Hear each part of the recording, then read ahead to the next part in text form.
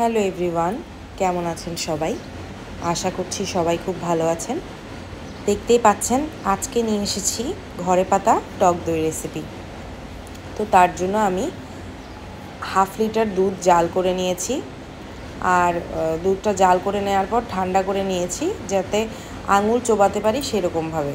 এবার একটা পাতিলে আলাদা করে দুধটুকু নিয়ে ওটার মধ্যে একটু টক দই আগে আমার ঘরে ছিল, সেই টক দইটাকে মিক্সড করে নিয়েছি। ওটা মিক্সড করার পর দুধটাতে আঙুল দিয়ে দেখলাম যে দুধটা এখন নর্মাল মানে ইয়েতে আছে, টেম্পারেচারে আছে, মানে হালকা গরম, আঙুল দেওয়া যায় সেরকম।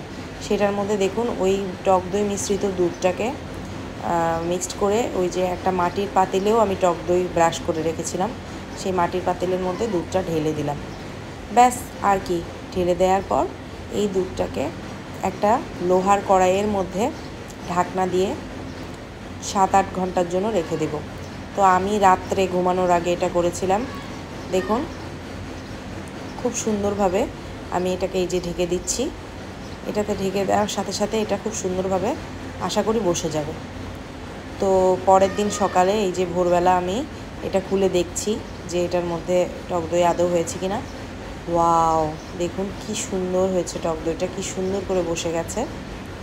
আর খেতেও ভীষণ ভীষণ ইয়াম্মি হয়েছিল, যেটা সত্যি কথা বলে বোঝাতে পারবো না। দেখুন কি সুন্দর টেক্সচার এসছে।